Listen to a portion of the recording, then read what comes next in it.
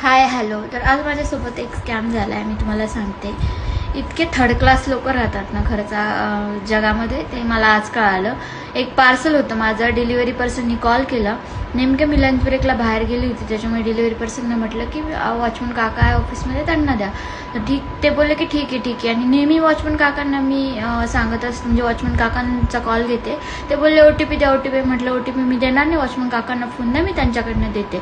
तर ते बोलले ठीक आहे. थोड्या वेळ मग असं एक दोन सेकंद असे गेले, त्याच्यानंतर म्हणे की हा घ्या वॉचमन काकांशी बोला. आणि स्वतःच बोलला. आणि नेमकं मी इतक्या दिवसांनी ऑफिसला गेले होते, तर मला लक्षात नाही आलं वॉचमन काकांचा आवाज. आणि स्वतःच बोलला हां मॅडम बताइए. आणि OTP दिला आणि पार्सल डिलिव्हर केलेलं नाही आहे त्या माणसाने. असे थर्ड क्लास लोक राहतात. आणि इथं कर्नाटकमध्ये हा मला पहिल्यांदा असा अनुभव आला, खूप वाईट अनुभव आलेला आहे. ठीक आहे, असू द्या, त्यांचं पण कधीच चांगलं नाही होणार.